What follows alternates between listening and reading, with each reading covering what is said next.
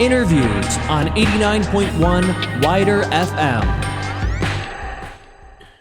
FM. So my name is Matias. I'm the music director at 89.1 WIDR FM. We're stationed in Kalamazoo, Michigan at Western Michigan University. Who am I here with?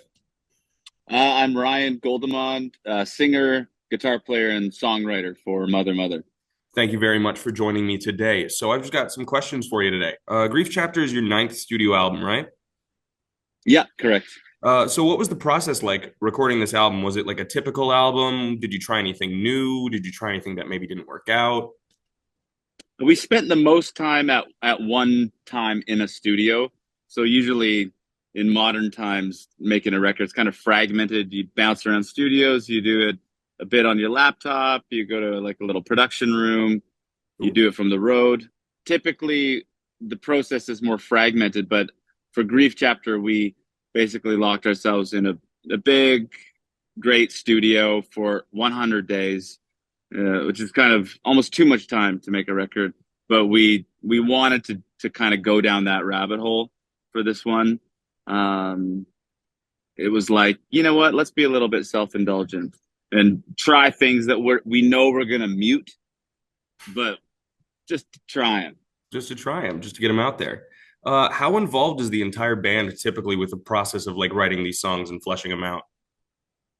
I'm not very involved with writing the songs, like the bones, like lyrics and chords and arrangement. But like I kind of see a song in its bare state as like a a skeleton, right? And then the band not only fleshes it out, but they help to pick the wardrobe, which often defines the personality.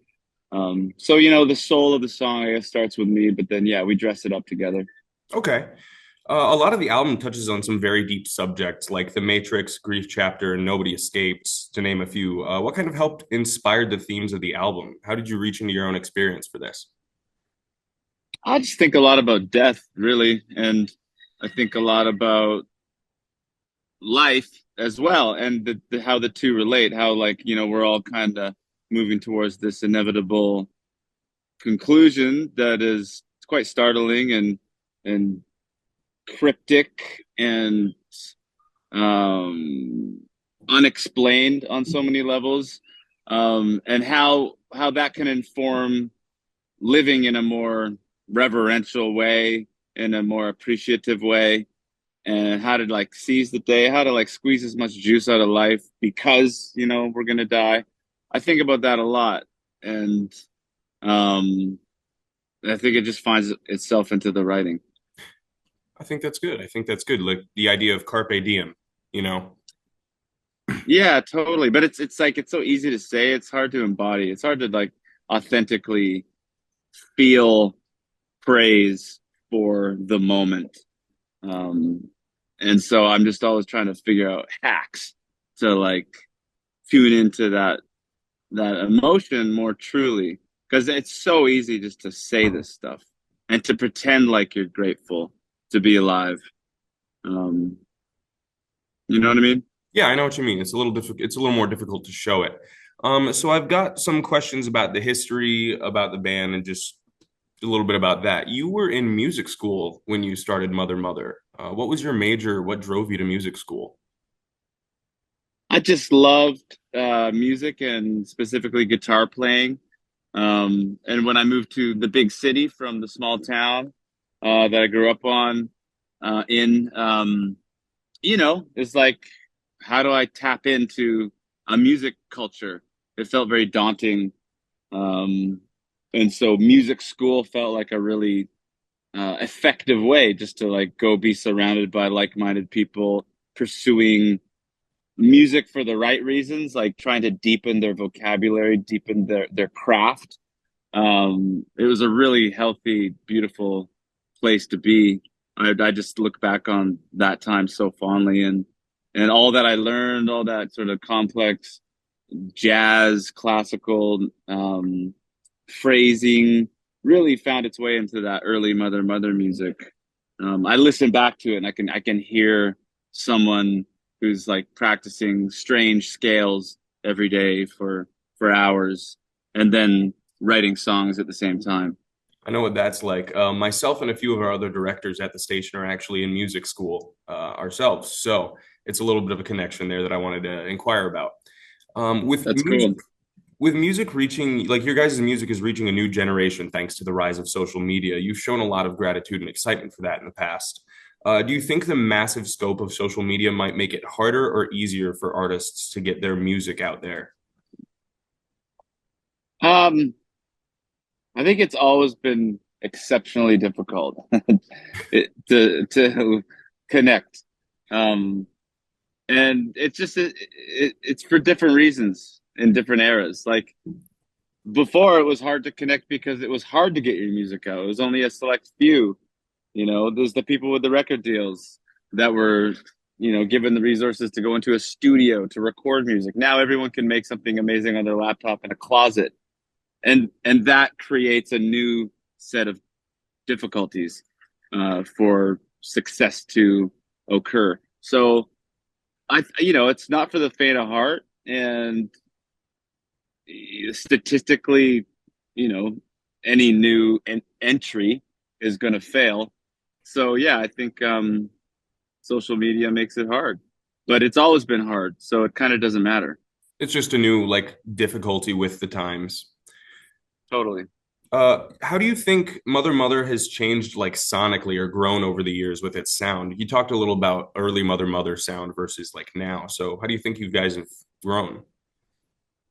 It's kind of like early Mother Mother was more complex and heady in the writing and simpler in the production.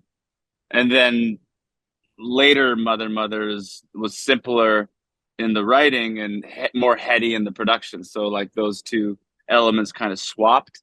But then I think, now we're trying to just get back a bit to like that intuitive force of creating and not thinking about what we're trying to do, but just letting it come out naturally. Especially me as a writer, like I listen back and it's like there was so much freedom and experimentation in some of that earlier stuff, and it wasn't forced. It was just what was happening naturally. And so, you know, the more the more rules you think there are, and that can be dangerous in the creative process. So now, like I'm just trying, like 20 years later, after like starting this whole thing, I'm just trying to get back to that like childlike, naive approach to whether it's the writing or production. Just feel it. Don't think it into being. Do you regret Verbatim or feel like it might overshadow your newer work? No, not at all. Okay. I love Verbatim. I'm so grateful for that song. Not I believe because it like did well, just because it's amazing. Like it's so strange and quirky, and I just really appreciate the younger version of myself who was sitting in his bedroom and conjured that song almost as a joke.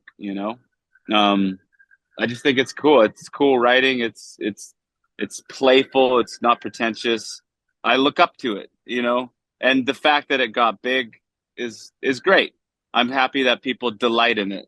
Um, I definitely think songs, once you write them and release them, they're on their own trip. They're not yours anymore. You can't really have opinions about what happens or what doesn't happen to a song. It's like it's beyond you. So that's sort of my okay. stance. I enjoyed it thoroughly when you guys performed it in Detroit. I saw you guys in Detroit and it was a fantastic show. Um, Thank you. Further on that, is there any work you like do regret or don't care for anymore? Or is there anything you wish you'd done differently?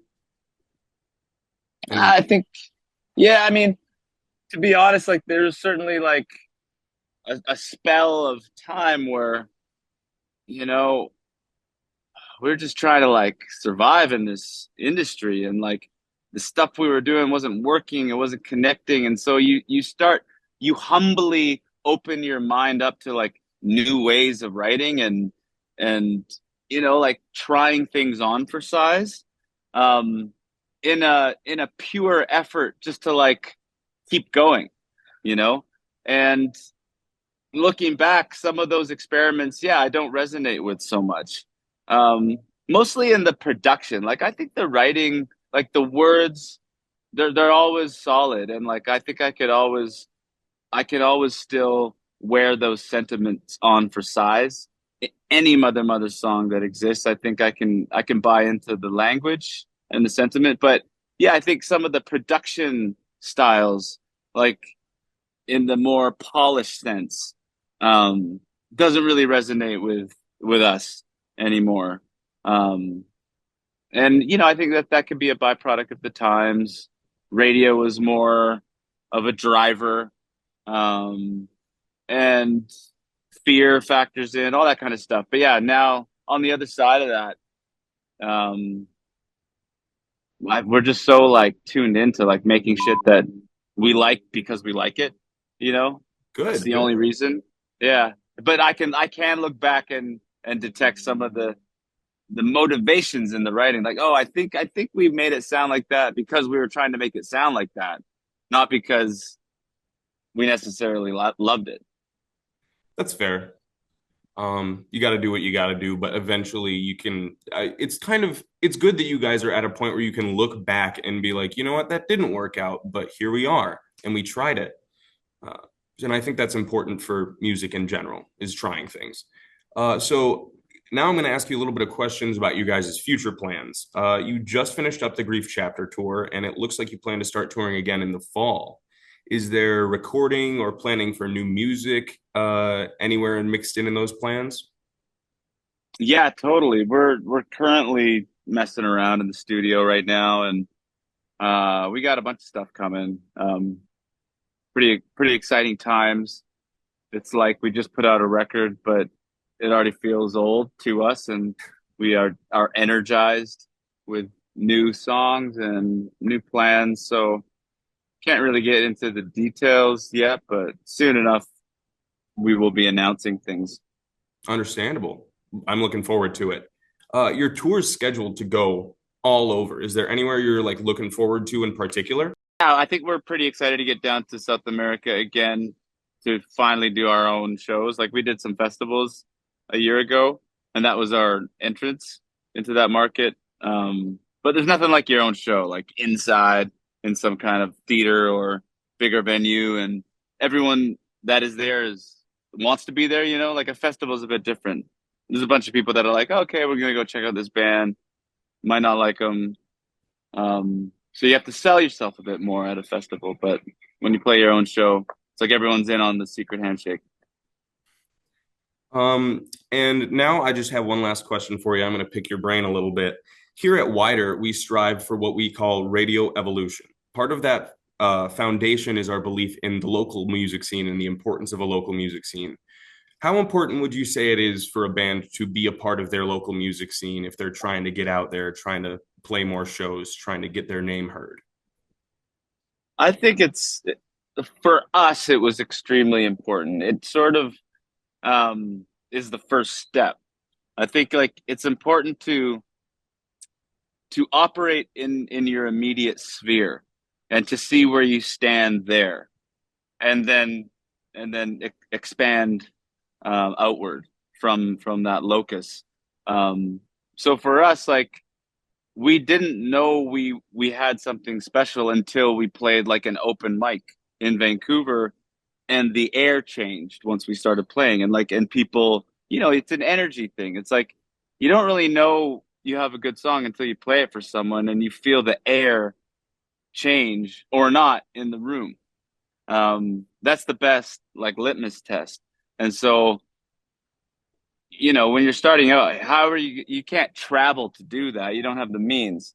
So like you have to test your essence, your energy, your songs in real life, at home, local, on the street, busking, open mic, opening for bands, you know, and you got to start where you are. So yeah, I think that's a good, honest, practical formula. All right. Thank you so much for joining me today. Thank you so much for this opportunity. I really appreciate it. And I hope to see you in concert again sometime. Yeah, So, appreciate the chat. Thank you so much. Take care. absolutely. You as well. Okay. 89.1 WIDR FM.